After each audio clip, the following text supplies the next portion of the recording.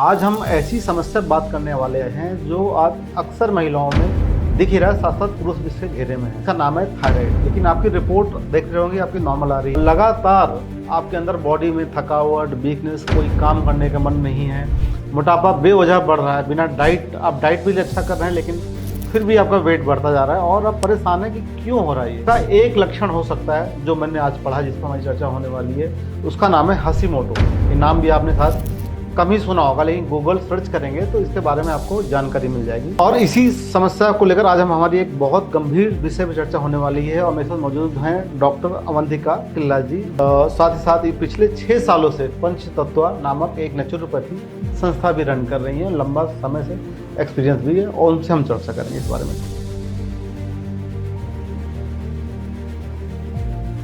तो स्वागत है डॉक्टर अवंतिका जी आपका बहुत बहुत नस्ल खबर में।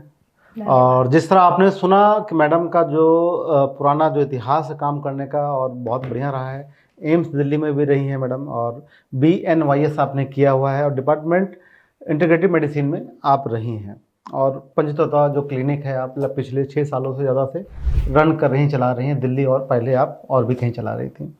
लेकिन आज जो सब्जेक्ट मैडम हम बात कर रहे हैं वो हाशिमोटो बात कर रहे हैं। ये सब्जेक्ट मैंने भी नहीं सुना था, हमने बड़ा सर्च किया गूगल पर, आपके आने के पहले पढ़ाई की है क्या आखिर ये। जब पढ़ाई से गहराई में हम गए तो ये ऑटोइम्यून डिजीज टाइप का ऐसा कुछ लगा। तो आखिर ये है क्या ये नाम, क्योंकि बहुत से दर्शक हैं जो पहली बार सुन रहे होंगे इस नाम का। सबसे पहले तो मैं आपको बता दूं, जितने भी ये मतलब रिपोर्ट्स में भी आए हैं कि जितने भी टोटल इंडिया के थायराइड डिजीज पॉपुलेशन के लोग हैं उसमें से एक्चुअल में 50% लोगों को होता हाशिमोटोस है। किस डिजीज में? थायराइड डिजीज में, जिसको हम नॉर्मल थायराइड मानते हैं। हाँ। बट 50% लोगों को एक्चुअल में होता हाशिमोटोस है। अच्छा। बट कुछ लोगों में डायग्नोसिस होती है, कुछ लोगों में नहीं होती है। अब होता ये है कि थायराइड कंट्रोल में नहीं आ रहा है, दवाइयां बढ़ती जा रही है, चल रही हैं 25 से 50, 50 से 100, 100 से 150 थायरॉक्सिन की मात्रा बढ़ते जाते हैं। बट ये पकड़ में नहीं आता कि उनको एक्चुअल में प्रॉब्लम हाशिमोटोस की है। तो इसकी जो जांच है, क्या वो जांच नहीं करवाई जा रही है या सही जांच नहीं करवाई जा रही है, या इसके सिम्टम्स कौन से हैं कि शुरुआती दौर में कोई भी पेशेंट जो सुन रहा है अगर उसको फील हो रहा है कि मैं थायराइड टाइप का है, तो क्या सिम्टम ऐसे दिखते होंगे और उस सिम्टम के बाद ऐसे कौन से टेस्ट हैं जो तुरंत करवाने चाहिए? जी बिल्कुल, ये बहुत आई थिंक बहुत इम्पोर्टेंट सवाल है जो आपने पूछा है। सबसे पहला जो एक नॉर्मल थायराइड डिजीज के जो सिम्टम्स होते हैं कि वजन बढ़ना। अब आजकल कई सारे ऐसे पेशेंट आते हैं जिनका TSH भी नॉर्मल है, थायराइड की मात्रा भी नॉर्मल है, बट फिर भी वो सेम कंप्लेन करते हैं कि मेरा वजन बढ़ रहा है। ऐसा लगता है कि हम हवा भी लेते हैं तो वजन बढ़ता है, फुलावट होती है बॉडी में, बहुत ज़्यादा स्ट्रेस, एंजाइटी होना, नींद नहीं आना रात को, हेयर लॉस होना, थिनिंग ऑफ हेयर होना, है ना, आँखों के नीचे सूजन आना, बहुत ज़्यादा बॉडी में लेथार्जी होना, कुछ नहीं करने का मन करना, ड्राई स्किन होना खूब ज़्यादा, और पीरियड्स की भी समस्या इससे बहुत हद तक लिंक्ड है।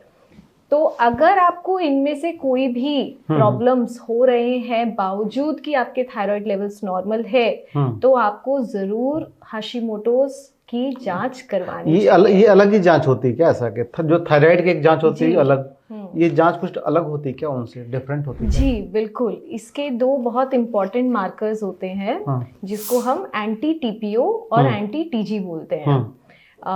तो इंस्पाइट की अगर आपका TSH नॉर्मल है, जैसे बहुत अगर आपको अर्ली स्टेज हाशिमोटोस है तो आपका TSH लेवल भी नॉर्मल आएगा, आपका T3 T4 भी नॉर्मल आएगा, बट आपके ये 2 पैरामीटर ज़्यादा आएंगे। बट एडवांस स्टेज में हम ये देखते हैं कि TSH जितनी भी आप दवाइयाँ ले लो, TSH भी नॉर्मल नहीं होता है और ये दोनों मार्कर्स भी आपके बढ़े हुए होते हैं। इसका मतलब आप बहुत एडवांस स्टेज ऑफ हाशिमोटोस में है। हमने यहाँ तक भी केसेस देखा है कि TSH 90 और 100 तक भी पहुंचा है, जो कि यूजुअली 5 के नीचे होना चाहिए। तो बट जितनी भी दवाइयाँ वो ले लेते हैं, हमारे पास ऐसे भी पेशेंट्स आए हैं जो थायरॉक्सिन, थायराइड की दवा 300 mcg तक भी ले रहे हैं, जबकि एक नॉर्मल बॉडी भी 100 से नीचे प्रोड्यूस करता है।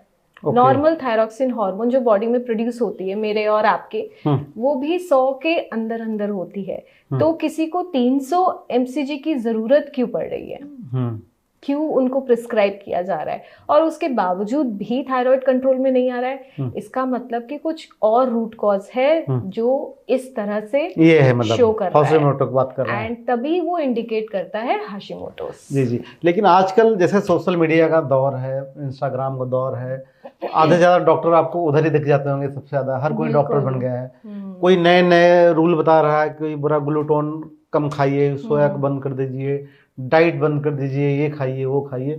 मतलब लोग अपना ट्रीटमेंट सिर्फ इंस्टाग्राम देख देख के कर ले रहे हैं। बिल्कुल कोई ऑथेंटिसिटी नहीं है। जिस तरह आप बता रहे हैं, ये हर एक टेस्ट में हर एक पेशेंट के लिए अलग अलग हो सकता है जी। किसी की बॉडी में कुछ और होता होगा, किसी और। तो एक जैसे किसी की जांच या एक जैसे किसी का ट्रीटमेंट तो हो ही नहीं सकता जी। तो ऐसे लोगों को क्या कहेंगे जो लोग सोशल मीडिया पर देखकर खुद ही ट्रीटमेंट किए जा रहे हैं, खुद ही डाइट प्लान बनाए जा रहे हैं बिना किसी डॉक्टर से, कि क्यों जाएं हम फीस वगैरह क्यों दें, पैसे क्यों खर्च करें, वीडियो तो देख ही लिया है। आई थिंक इसके ना बहुत साइड इफेक्ट्स भी होते हैं। हमारे पास बहुत सारे लोग आते हैं जो इस तरह से खुद से कोई एक डाइट पे चले गए, या तो वो इंटरमिटेंट फास्टिंग पे चले गए, या वो हाई प्रोटीन डाइट पे चले गए, या वो बिल्कुल ही प्लांट बेस्ड डाइट पे चले गए। तो इस तरह के बहुत सारे लोग होते हैं जो, एंड बहुत सारे ऐसे भी होते हैं जो सब तरह की डाइट्स ट्राई करते हैं, सारे ट्राई कर लेते हैं, है ना। बट ये चीज़ आप लोगों को समझना ज़रूरी है कि हर किसी की बॉडी टाइप अलग होती है, और हर एक पैटर्न ऑफ डाइट हर एक इंडिविजुअल को हम बिल्कुल समझ के, उनकी बॉडी टाइप समझ के, उनकी जो भी बीमारियां हैं वो समझ के उनको प्रिस्क्राइब करते हैं। एक जनरलाइज्ड रूल कभी भी नहीं होता है डाइट में। तो ये चीज समझ के इट इज ऑलवेज एडवाइज कि आप किसी डॉक्टर से मिलिए, कोई प्रोफेशनल से मिलिए, उनसे सलाह लीजिए और उसके अकॉर्डिंग जाइए। अच्छा, आपको क्या लगता है ऐसा कि जो वर्षों से थायराइड के लोग कहते हैं कि शायद लाइफ टाइम लोग मेडिसिन ही खाते रहते हैं, बंद होने के डॉक्टर भी मना करते हैं कि बंद नहीं होना है, खाते रहिए, थोड़ा बहुत डाइट प्लान फॉलो करते रहिए, थोड़ा योगा करते रहिए। लेकिन जब बात आती है नेचुरोपैथी की, जितना हमने आपका पढ़ा, मैंने जिस तरह आप इतने बड़े संस्थान में रही हैं, पिछले 6 साल से आप विदाउट मेडिसिन नेचुरोपैथिक तरीके से आप काम कर रही हैं खासतौर पर इस पर, तो ऐसा संभव है कि प्राकृतिक चिकित्सा द्वारा ऐसी बीमारी पर कंट्रोल पाना जिसको डॉक्टर भी मना कर चुके हों कि दवा ही खाना है, तो कंट्रोल आपने पाया? ऐसा कोई एग्जाम्पल है पास कि हुआ भी हो? क्योंकि लोग तो यही कहेंगे कि हम तो डॉक्टर को मानेंगे कि मानसिकता सेट है पहले कि कुछ भी हुआ पर डॉक्टर के पास जाना है और घर के पास वाले के पास जाना है जी। तो ये संभव है ऐसा? क्या हुआ है? जी, संभव भी है और हुआ भी है ऐसा, ठीक है।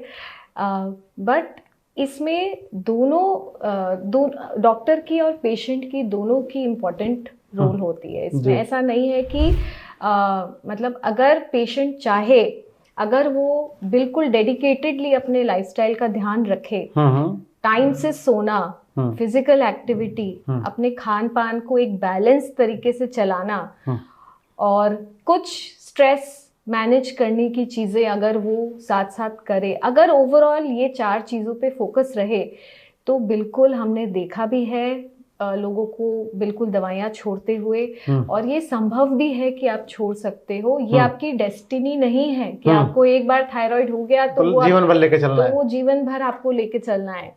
बट आपको उसके लिए करना भी तो पड़ेगा कुछ। अगर आप सोचोगे कि बिना कुछ किए मैं थायराइड से मुक्त हो जाऊं, तो वो संभव नहीं है ना। और हम जो प्राकृतिक चिकित्सा में करते हैं, सबसे पहला स्टेप हमारा होता है डिटॉक्सिफिकेशन। तो हम डिटॉक्सिफिकेशन करते हैं, बॉडी को अंदर से पूरा क्लेंजिंग होता है। बॉडी से मेरा मतलब होता है कि पेट की पूरी सफाई होती है, और जब पेट की पूरी सफाई होती है तो ऑटोमेटिकली बॉडी अपने आप को खुद से सेल्फ हीलिंग कर सके।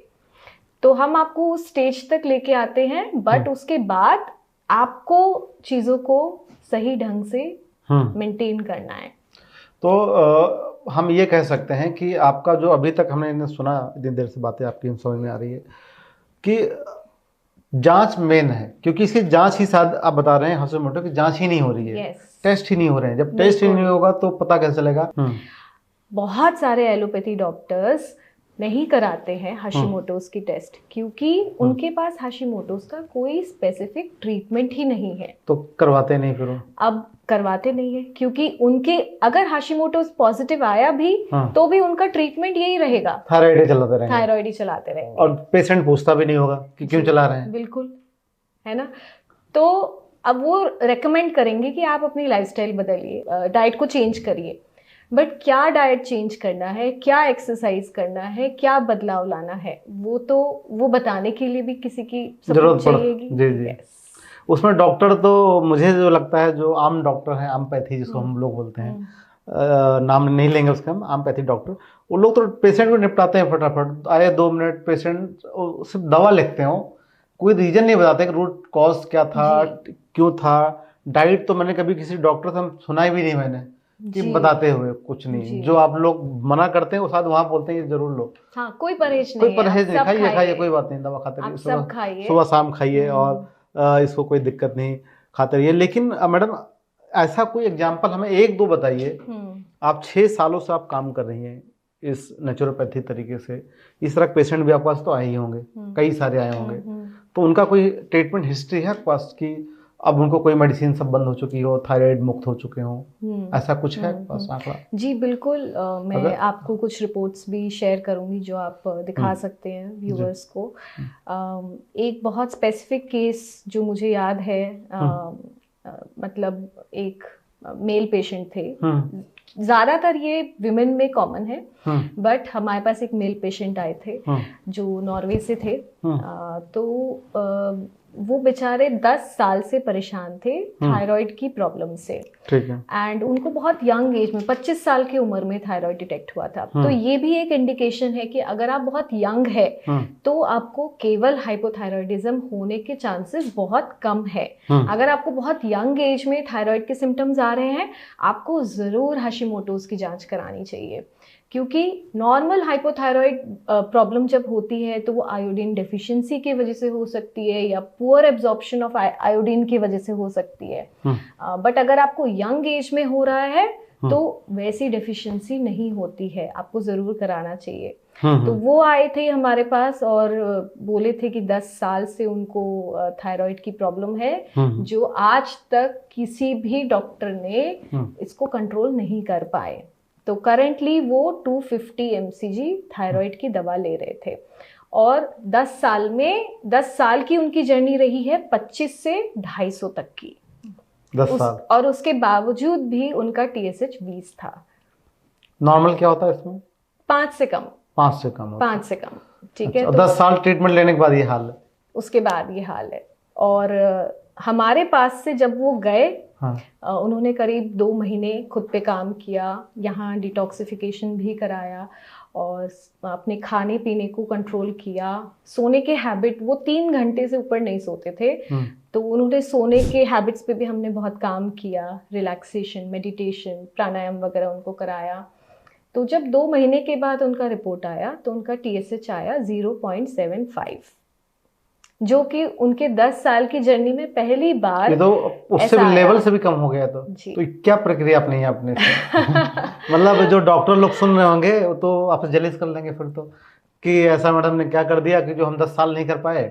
और ये कितना समय लगा जो आंकड़ा आप बता रहे हैं? 2 महीना, सिर्फ 60 डेज के अंदर। 60 डेज के अंदर। तो इसकी रिपोर्ट आपने मुझे भेजिएगा जरूर। ये रिपोर्ट आप जरूर दिखाइए। हाँ, मैं खुद बोलूँगा अपने एडिटर्स को स्क्रीन पर जरूर दिखाएं, क्योंकि लोगों को भरोसा तभी होगा, क्योंकि लोग यही सोचते हैं कि हम बातें डॉक्टर तो बड़ी बड़ी करते हैं, आंकड़े होते नहीं हैं। तो कुल मिलाकर हाशिमोटो सही टेस्ट, मतलब अभी तक जो समझ रहा हूँ मैं कि ये जो टेस्ट है हाशिमोटो, यही नहीं करवाया जा रहा है। और जितने, मैं तो खुद बोल रहा हूँ, जितने भी पेशेंट सुन रहे हैं जो थायराइड से पीड़ित हैं, वो ये जांच जरूर कराएं। और जो भी उनके डॉक्टर हो नियरेस्ट, जहाँ वो ट्रीटमेंट ले रहे हो वर्षों से, उनसे पूछें कि ये टेस्ट क्यों नहीं करवाया था अभी तक, और टेस्ट में रिपोर्ट क्या आई। अगर वो ना बता पाए तो मैडम तो है ही, फिर आप सीधे मैडम से कॉल करिए और मैडम को परेशान करिएगा कि आपने बताया था और जानकारी आपको दी जाए।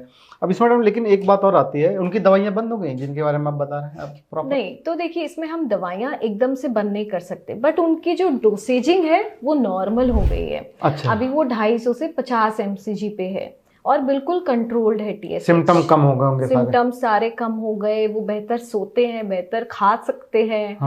है ना, बेटर एनर्जी लेवल्स है। नहीं तो थायराइड पेशेंट्स हमेशा थके हुए रहते हैं, बहुत ज़्यादा थकान होती है। तो ये सारी चीज़ें उनके मच बेटर है। अभी भी वो टच में है, अभी भी इस चीज़ पे काम कर रहे हैं, क्योंकि इसका ट्रीटमेंट थोड़ा लंबा चलता है। अगर आपको पूरी तरह थायराइड से मुक्त होना है तो आपको कम से कम 1 से 2 साल खुद को देना है।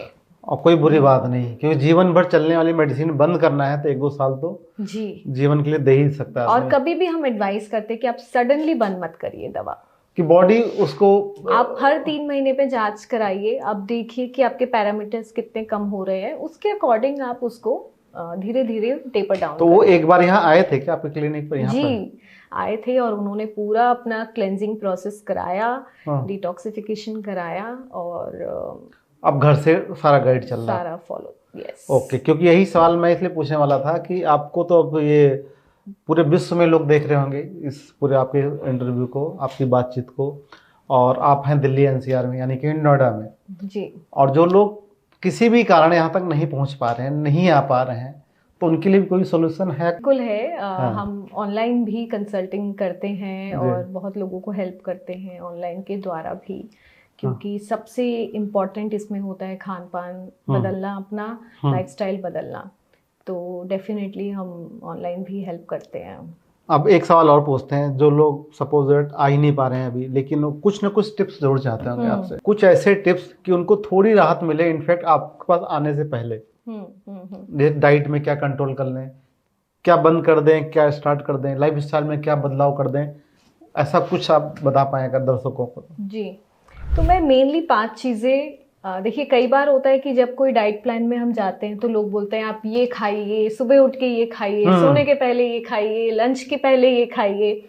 मैं वो सब आपको नहीं बताऊंगी, बट आजकल ज़रूरी है कुछ चीज़ें छोड़ना, है ना। इंक्लूड करने से भी ज़्यादा ज़रूरी है कुछ चीज़ें छोड़ना। आजकल की जो लाइफस्टाइल है, इतना ज़्यादा इन्फ्लेमेशन हो रहा है बॉडी में, क्यों हो रहा है? क्योंकि एक तो चीज़ें मिलावटी मिलते हैं हमें, हमारी फिजिकल एक्टिविटी नहीं है, तो हम जो खा रहे हैं उसको पचा भी नहीं पा रहे हैं। और जो तरह तरह की चीज़ें अवेलेबल है आजकल, तो हमें नहीं पता क्या अंदर जाके, क्या केमिकल अंदर जाके नुकसान कर रहा है, क्या ये इस टाइप के रिएक्शंस क्रिएट कर रहा है। तो मैं 5 चीज़ें बताऊंगी जो आप 3, अगर आपको लगता है ज़रा सा भी कि आपको हशीमोटोज़ हो सकता है या आपने जांच करवा ली, तो सबसे पहले 3 महीनों के लिए ये 5 चीज़ें आप बिल्कुल छोड़ दीजिए। और मैं ये नहीं कह रही कि पूरी लाइफ लॉन्ग आपको छोड़नी है, बट 3 महीने के लिए ट्रीटमेंट के दौरान एटलीस्ट कम से कम। यस, सबसे पहला है डेयरी प्रोडक्ट। आजकल सभी लोग बोल रहे हैं, लेकिन ये नेचुरोपैथी आयुर्वेदा वाले खास तौर पे बोल रहे हैं। बिल्कुल, क्योंकि इतना एडल्ट्रेशन होता है उसमें। अच्छा। और उसमें एक स्पेसिफिक जो प्रोटीन होती है, केसिन, एनिमल प्रोटीन होती है, वो सबसे ज़्यादा इन्फ्लेमेशन हमारे पेट में कॉज करता है। और उसको लोग बोलते हैं कि सबसे ज़्यादा प्रोटीन तो इसके अंदर है, लेकिन जी बिल्कुल, लेकिन अगर आप उस प्रोटीन को पचा ही नहीं पा रहे हो तो क्या फ़ायदा उस प्रोटीन का, है ना। आता है आपका खट्टी चीज़ें। खट्टी चीज़ें भी आपके बॉडी में इन्फ्लेमेशन को इंक्रीज करेगा। गोलगप्पे वगैरह जैसे लोग खाते हैं। जी, गोलगप्पे, इवन खट्टे फल बहुत ज़्यादा। अगर आपको इन्फ्लेमेशन आया है, हाशिमोटोस पॉजिटिव आया है, तो आपको खट्टी चीज़ें 3 महीनों के लिए बिल्कुल बंद करनी है। तीसरा आता है ग्लूटेन। तो आप अगर कंप्लीटली मिलेट्स पे शिफ्ट हो सकते हैं। मैं बिल्कुल भी उसके तय में नहीं हूँ कि हमें ग्लूटेन लाइफ लॉन्ग छोड़ देना चाहिए। नहीं, मिक्स कर सकते हैं कुछ न कुछ उसके अंदर, कम कर दें। आप 3 महीने के बाद धीरे धीरे ग्रेजुअली शुरू करिए। बट जो आजकल पॉपुलेशन पूरी ही ग्लूटेन पे डिपेंडेंट हो गई है कि तीनों टाइम उनको गेहूं की रोटी ही खानी है, आई थिंक वो गलत है। चौथा आता है शुगर, वाइट शुगर। ये आपको बिल्कुल, वाइट शुगर क्या, मैं बोलूँगी शुगर इन एनी फॉर्म, आपको 3 महीनों के लिए बिल्कुल बंद करना है। और सबसे 5वां पॉइंट आता है कि किसी भी प्रकार का प्रिजर्व्ड या पैकेज्ड फूड, पैकेज फूड, कुछ भी अगर बॉटल में आ रहा है या पैकेट में आ रहा है जिसकी शेल्फ लाइफ ज़्यादा है, आप उसको स्टोर कर सकते हो, वो आप अवॉइड करिए। अब इसमें एक सवाल और, अब ये बात आती है कि जो दवाइयाँ हैं, आपने बताया कि टेपर डाउन धीरे धीरे करते हैं, तो कोई साइड इफेक्ट तो नहीं आता उसका? जैसे आप उनको डिटॉक्स करवा रहे हैं धीरे धीरे, उनकी रिपोर्ट करवा रहे हैं 3रे महीने, और मेडिसिन धीरे धीरे कम करवा रहे जी। हैं बिना उनके डॉक्टर की सलाह के, आप साथ आप ही बंद कर देते होंगे। नहीं, बहुत केसेस में हम इनफैक्ट डॉक्टर से बात भी करते हैं, अच्छा। उनकी प्रॉपर सलाह लेते हैं हाँ। और उनको लूप में रखते हैं। तो बहुत ओके। सारे डॉक्टर सपोर्टिव भी होते हैं, बहुत से लोग नहीं और होते। बहुत सारे लोग नहीं होते हैं। तो क्योंकि आजकल ट्रीटमेंट भी जो यंग डॉक्टर्स आ रहे हैं उनमें बहुत अवेयरनेस है कि ये सारी चीज़ें ज़रूरी है साथ साथ। तो बहुत सारी जगहों से हमें सपोर्ट भी मिलता है, बहुत अच्छा सपोर्ट मिलता है। ये जो टेस्ट है, ये जो एलोपैथिक डॉक्टर उनको पता है इस बारे में? इस जी जी बिल्कुल पता है। रेकमेंड नहीं करते, लेकिन ये सबसे ज़्यादा केस महिलाओं में क्यों होता है थायराइड का? क्योंकि स्ट्रक्चरली हार्मोन्स ऐसे बने हैं। आपके जो थायराइड हार्मोन्स है वो आपके जो रिप्रोडक्टिव हार्मोन्स है उससे भी लिंक्ड है। ओके। तो इसीलिए ये सारी चीज़ें कनेक्टेड है, आपके थायराइड हार्मोन्स, आपका इंसुलिन और आपका रिप्रोडक्टिव हार्मोन्स। ओके। तो जब इम्बैलेंस होता है तीनों में ही होता है, जो कि मेल पर्सन्स में नहीं होता है। ओके, मेल को कम होते हैं, फीमेल को इसीलिए ज़्यादा होते हैं। ये अक्सर देखा गया 100 में से 90% जो है महिलाएं ही इसी पीड़ित हैं। और इसका जो सिम्टम होता है ना, बॉडी फूलती जा रही, कुछ नहीं खा रहे हैं, अपने आप मोटे होते जा रहे हैं। तो ये सारी चीज़ें बहुत हद तक लिंक्ड है। आपने बड़ी जबरदस्त जानकारी दी है। तो यहाँ लोग आते हैं, थेरेपी लेते हैं, और हम जो भी उनको रूटीन बताते हैं वो खुद से घर पे फॉलो करते हैं। खाने पीने का रूटीन, एक्सरसाइज, योगा का रूटीन, तो ये सारी चीज़ें वो खुद से करते हैं फॉलो। चलिए, बहुत बढ़िया रहा और आपसे चर्चा करके। कुछ और जानकारी हो तो बोल सकते हैं, अगर कुछ पूछना में रह गया है तो। नहीं, आई थिंक मैं बस एक चीज़ बोलना चाहूँगी कि जैसा कि पहले भी हमने बात करी कि अगर आपको थायराइड की प्रॉब्लम है तो उसको आप मेंटली ये मत सोचिए कि इसको आप ठीक नहीं कर सकते। अगर आपकी सही जांच हुई है और आप अगर उसके लिए काम कर रहे हैं तो आप उसको बिल्कुल रिवर्स कर सकते हैं। ज़रूरी नहीं है कि आपको ज़िंदगी भर थायराइड की गोली खानी पड़े। बहुत बहुत धन्यवाद, आपने समय दिया हमारे साथ और दर्शकों को इतना अहम जानकारी दी। तो जो लोग सुन रहे हैं, अगर कोई और सवाल हो तो हमें भेज सकते हैं। और ये जो हॉशेमिटो है, ये एक अलार्म है बॉडी का, जो अब थायराइड की तरफ आप बढ़ रहे हैं। ये टेस्ट जरूर कराइए, क्योंकि आज भारत में इतने सारे टेस्ट हैं और बहुत से टेस्ट डॉक्टरों को पता होते हुए कराते ही नहीं है। क्यों नहीं करवाते? क्योंकि उनके पास ट्रीटमेंट ही नहीं होता। ट्रीटमेंट नहीं सोचते क्यों करवाया जाए। और लैब वालों को भी बहुत से टेस्ट पता ही नहीं है। तो अच्छे डॉक्टर से सलाह लें, अच्छे लैब से जांच करवाएं। जब सही आपकी जांच होगी तभी सही ट्रीटमेंट हो पाएगा। और अवंतिका जी से और कोई सवाल आप करना चाहें तो मैं मैडम का नंबर भी मैं दे दूंगा वीडियो के अंदर। आप बातचीत भी कर सकते हैं, अपनी प्रॉब्लम भी शेयर कर सकते हैं, क्योंकि बातचीत करेंगे तभी सॉल्यूशन मिल पाएगा। तो आप देखते रहिए हमारे साथ नेशनल खबर।